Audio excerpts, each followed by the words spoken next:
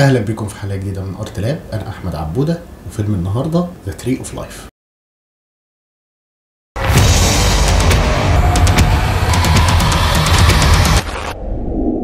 فيلم ذا تري اوف لايف هو فيلم امريكي من انتاج 2011 وهو فيلم دراما وفانتازيا.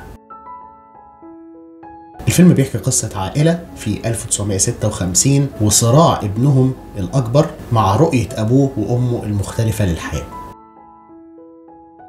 الفيلم من إخراج المخرج الأمريكي الكبير تيرنس مالك، وهو ما كانش معجب نهائيا بالجرافيكس والمؤثرات البصرية في الأفلام الحديثة اللي بتتعمل عن طريق الكمبيوتر، فقرر إن هو يجيب نفس الشخص دوغلاس ترامبل اللي عمل المؤثرات البصرية لفيلم 2001 Space Odyssey عشان يعمل له المؤثرات البصرية بتاعت الفيلم ده بشكل براكتيكال، يعني بدون كمبيوتر كتير، بحيث إن هم يعملوا الحاجات دي عن طريق بعض الخدع البصرية والمواد الكيميائية والحيل في التصوير، بحيث ان هي في الاخر تطلع بالشكل اللي يناسب الفيلم من غير كمبيوتر. وبما ان تيرنس مالك كان كاتب الفيلم بجانب ان هو اخرجه، فكان عنده 17 شرط لمدير التصوير عشان يطلع الفيلم بالشكل اللي هو عايزه، وكان الهدف الرئيسي من ده كله ان الفيلم يطلع طبيعي قدر الامكان والصورة تطلع اقرب للي هو كاتبه في السيناريو، حتى انه كان بيبعت التعليمات دي للسينمات عشان يعرضوا الفيلم بالشكل اللي هو عايزه. وجدير بالذكر انه اقتبس معظم الفيلم ده عن حياته هو شخصيا. طبعا مفيش حد احسن ان هو ينفذ تعليمات تيرنس مالك احسن من مدير التصوير الكبير إيمانويل لوبسكي، واللي استخدم اسلوب في تصوير الفيلم ده ان هو يحاول يطلع احساس من جوه المشاهد ويحاول يحطه في حالة من الحنين للماضي او لذكريات الطفولة، زي ما بتشوف مثلا ازازة برفان كان ابوك بيستخدمها، او جزمة قديمة كانت موجودة عندكم في البيت، او لعبة كنت بتلعب بيها وانت صغير. هو ده كان الهدف من طريقة تصوير الفيلم، ان هم يحصلوا على اكبر قدر ممكن من قرب الفيلم لواقع حياة ومشاعر الناس في الماضي. وقال لوبسكي على جانب الفيلم كده ان الفيلم كان متصور وكان عندهم ماتيريال كفايه ان الفيلم كله يبقى عن شخصيه شون بين، ولكن المخرج ما عملش كده. في الاخر هو اختار ان هو يعرض الفيلم بالشكل اللي هو طلع بيه، ودي حاجه ضايقت شون بين جدا وهنتكلم عليها بعدين. والموسيقى التصويريه من الكسندر ديسبلات. الفيلم من بطوله براد بيت في دور مستر اوبراين، وشون بين في دور جاك اوبراين، واللي كان عنده زي ما قلنا مشاكل كبيره مع الفيلم، وكان بيقول ان هو مش فاهمه وما كانش مبسوط نهائيا ان مشاهده في النسخه النهائيه للفيلم كانت قليله جدا، فدي حاجه ضايقته جدا وخلته مش حابب الفيلم. واخيرا الكبيره جيسيكا شاستين في دور ميسيس اوبراين. الراهبات علمونا ان في طريقتين للحياه، The way of nature اللي هي طريقه الطبيعه، و The way of grace اللي هي طريقة الفضيلة، وقالوا لنا ان هم لازم تختار ما بين دي او دي. دي بداية فيلم The Tree of Life. بعد كده بيشرح الفرق ما بين طريقة الطبيعة وطريقة الفضيلة، ودي حاجة هنتكلم فيها بعدين. بعد كده بنشوف رسالة بتيجي ابنهم بيموت، وبعد كده بنشوف اول ما بتعيط الكاميرا بتتحرك بعنف، وفجأة صوت الطيارة جنب الاب وهي بتبلغه في التليفون، وبعد كده بيعبر لنا عن الحزن بالصمت. هي كانت مديانة وشها وبتعبر عن مشاعرها وحزنها، هو مدينا ظهره، بعيد وعملي وصعب وجاف، وهي بتشك في طريقة حياتها وفي نظرتها للحياة، وبتدعي وبتصلي وبتحزن وبتبكي. في نظرها الحزن في كل شيء. بعدين بنروح للأخ الأكبر في حياته في عصرنا بقى المفروض الحالي، وبنشوف وهو بيتكلم عن اخوه اللي مات وعن براءته وعن ضحكته وعن خفته. وبعد كده بنشوف لمحه من حياته هو بقى وجفافها وبرودها بمبانيها العملاقه ونباتاتها الصناعيه، فراغ وعزله وملل في وسط الزحام. اشباح من الماضي بتروح وبتيجي في حياته، في خلاف مع الاب واخ ميت.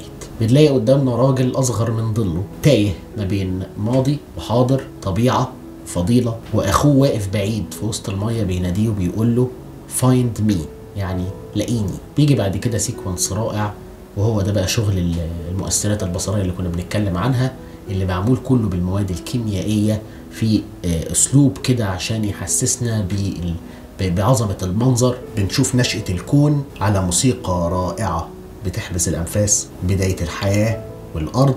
وبعد كده بنلاقي ديناصور مجروح ومرمي على الأرض، وبيجي ديناصور تاني المفروض منطقيا إن هو ياكله، ولكنه بيقرر إن هو يسيبه ويمشي.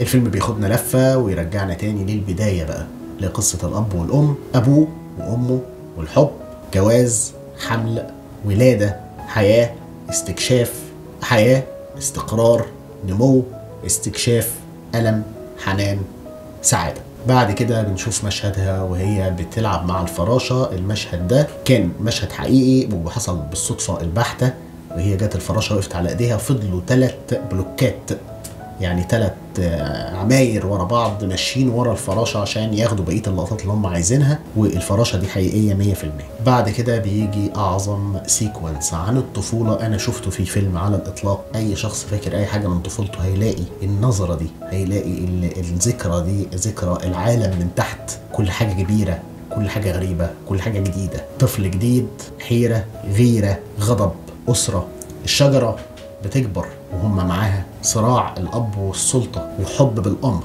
ورغبته في إن ولاده يحبوه ويخافوا منه. بيسأل ابنه في لقطة من اللقطات، بيقول له أنت بتحبني؟ فابنه بيقول له نعم يا سيدي. هي دي فكرته عن الحب، وهي دي فكرته عن الطريقة اللي المفروض ابنك يحبك بيها. وطبعا منطقيا ده بيؤدي للمراهقة، تنافس وعداء مع الأب، الحب، الموت، صدمة من إن هو يواجه الموت بعد ما واحد زميلهم بيغرق. أول مرة بقى الطفل بيشوف الموت في حياته وبيواجهه بشيء غريب جدا ومش مفهوم، بتودي الخوف والغضب. بنشوف بعد كده الأب عنده مشاكل في الشغل، وبنشوفه بيديهم تعليمات ورا تعليمات ورا تعليمات، وفشله بيتحول لغضب أكبر عليهم وعليها. وبعدها الأب بيسافر في شغل، وبنشوفهم بقى هم كأنهم في جنة بقى خلاص. بعد ما الأب بيسافر كل واحد بقى بيعمل اللي هو عايزه، بيتبسطوا بيروحوا وبيجوا، وبعديها بيخشوا في سنين المراهقة بهرموناتها وعصبيتها وخناقاتها. أبوه بيحصل له مشاكل في الشغل تاني، وبعد كده الأب بيتكسر لأول مرة. بنشوفه بقى هو مكسور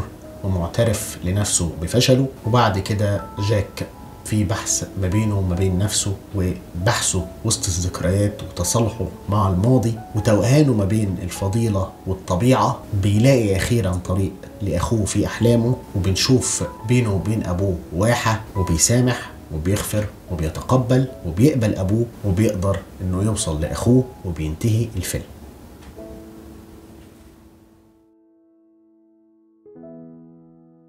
فيلم The Tree of Life هو فيلم لا يتبع أي نوع من أنواع قوانين السينما أو المنطق في كتابة السيناريو، أو حتى في أي نوع من أنواع الشكل النمطي أو التقليدي للقصة. فالفيلم عبارة عن مجموعة من الذكريات محطوطة بشكل شبه عشوائي. فالفيلم ممكن يضايق ناس كتير لأن أنت مش هتحاول تفهمه. حتى أنا وأنا جاي أعمل له الفيديو أنا مش عارف أحكيه إزاي، لأن هو الفيلم ده ما يتحكيش لأنه ما فيهوش قصة. بس الفيلم ده لازم يتشاف لأن هو في حاجة تتحس أكتر منه في قصة تتفهم. فلو اتفرجت على الفيلم ما تتضايقش لو ما فهمتش، لأنه مش الغرض منه الفهم، الغرض منه هو الإحساس. بنشوف هنا في الفيلم الصراع ما بين نوعين مختلفين من الرؤية للحياة، الأم والأب.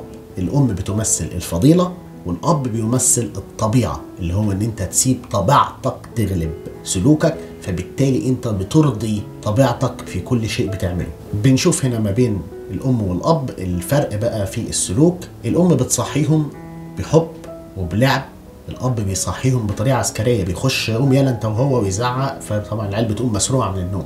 حياتها بالكامل بتتمحور حواليهم هما. الأب حياتهم كلهم بتتمحور حواليه هو. الأم بترعاهم عشان كل واحد فيهم يكون نفسه، يكون اللي هو عايزه، لكن الأب بيرعاهم عشان يطلعوا نسخة منه بالمبادئ اللي هو شايفها وبالطريقة اللي هو شايفها. هي بتدور جواهم على الحب، وهو بيدور جواهم على الاحترام. هي بتجذبهم ليها وهو بينفرهم منه. هي متسامحة جدا في كل حاجة بتعملها، وهو غاضب من كل شيء. هي بتدور في فلك العالم، بتمشي مع العالم زي ما بيمشي بأحداثه، زي الفراشة بالظبط. زي ما الرياح بتمشي هي بتمشي، زي ما الطريق بيمشي هي بتمشي، بتكيف نفسها على الوضع.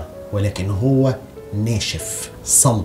العالم كله المفروض يتمحور حواليه هو وحوالين أحلامه وحوالين رؤيته. هنلاقيها خلال الفيلم هي دايما محاطة بالأخضر وبالشجر وبالألوان الطبيعية، وهو دايما وراه خلفيته خشب او مباني او مصانع او حاجات جافه كده، وده بيبين التضاد ما بين شخصياتهم وما بين اختياراتهم في الحياه. الفيلم هنا بيستخدم حاجه احنا شرحناها في فيديو المونتاج اسمها ال كات والجي كات. ال كات والجي كات اللي هم لما الصوت بتاع لقطه بيجي قبل ما اللقطه نفسها تيجي، او لما لقطه نفسها تيجي قبل صوتها ما يجي.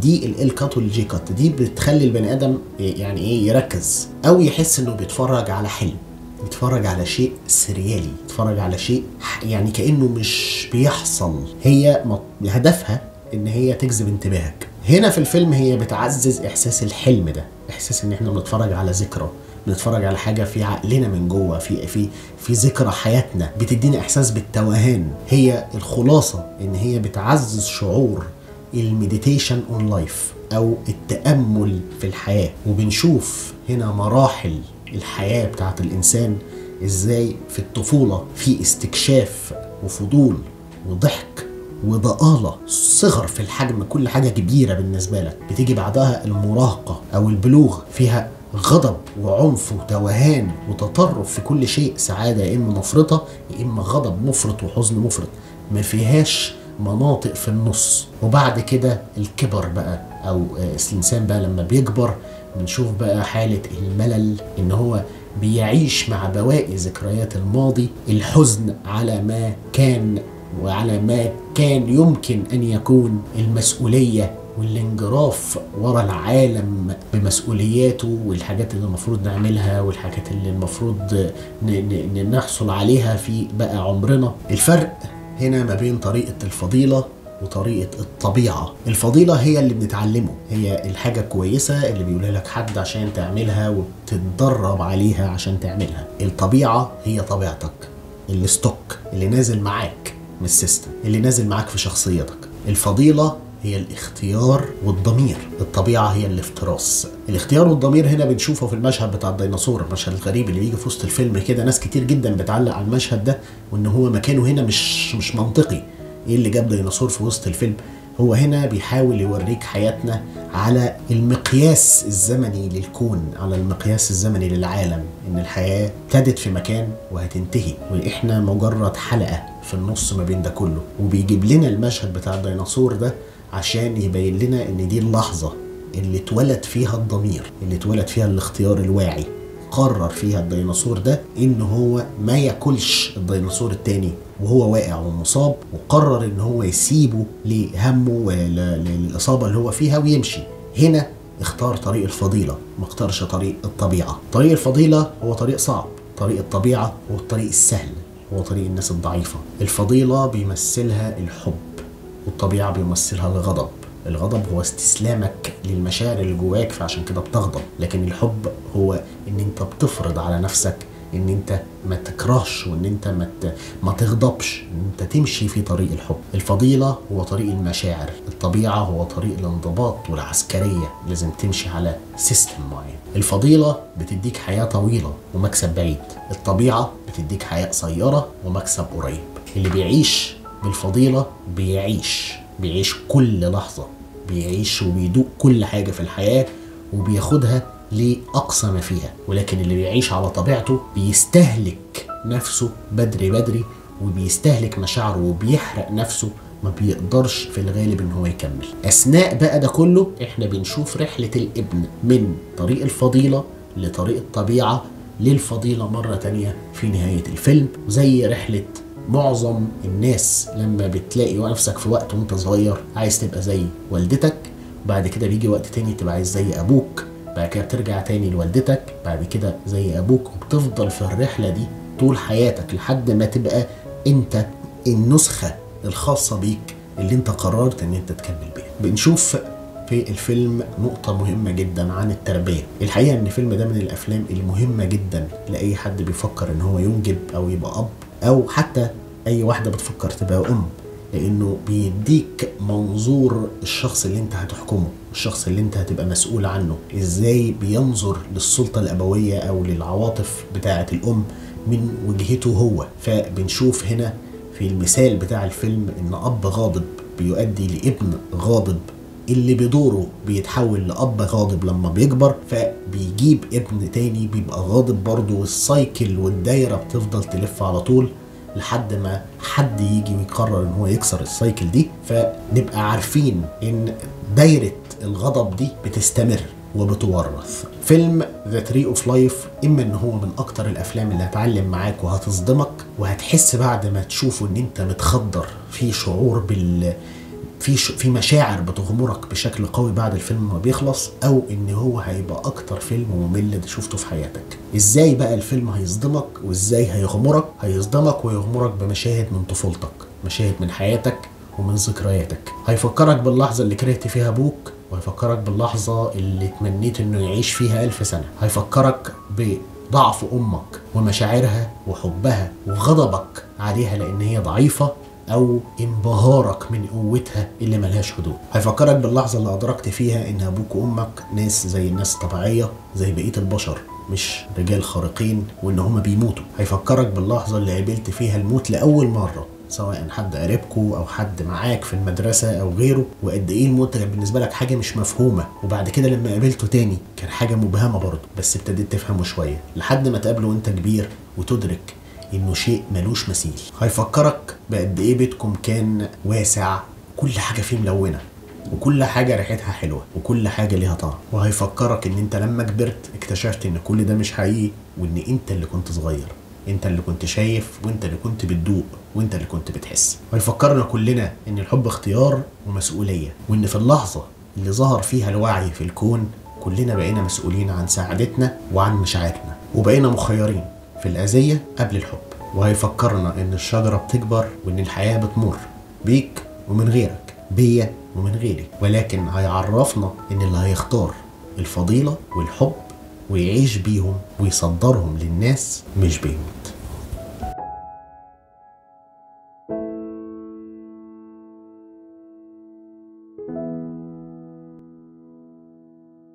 فيلم ذا تري اوف لايف من الافلام اللي نجحت نجاح كبير جدا عند النقاد. والفيلم الناس كانت يا اما بتحبه جدا يا اما بتكرهه جدا. اللي يحس فيه بحاجه بيحب الفيلم جدا، اللي ما بيحسش بالفيلم او ما بيفهموش بيتضايق منه جدا وبيكرهه جدا. عشان كده الفيلم يعني مالوش حته وسط قوي يعني. فالفيلم حصل على 116 جايزه و130 ترشيح، منهم 3 ترشيحات بالاوسكار، واخد جايزه المعهد الامريكي للسينما الامريكان فيلم انستيتيوت كاحسن فيلم في السنه، وحصل على السعفه الذهبيه من مهرجان كان، واختارته البي بي سي كرقم 79 في احسن 100 فيلم امريكي على الاطلاق. ودليل على ان الموضوع ان الفيلم كان فيه اختلاف عليه، في بعض السينمات كانت بتكتب على بوستر الفيلم من بره ان هو فيلم مختلف عشان الناس ما تخشش جوه وتزعل وتمشي، فكانوا بيكتبوا لهم من الاول ان الفيلم ده مختلف بحيث ان انت تبقى داخل توقعاتك يعني منطقيه شويه. وتقييمات الفيلم على IMDb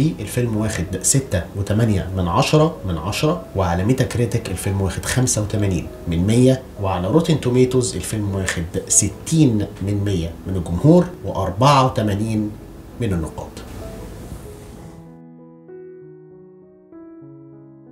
اتمنى فيديو النهارده يكون عجبكم، احب اسمع رايكم في الكومنتات. لو عجبكم الفيديو لايك، شير، سبسكرايب، واشوفكم في حلقه جديده من ارت لاب.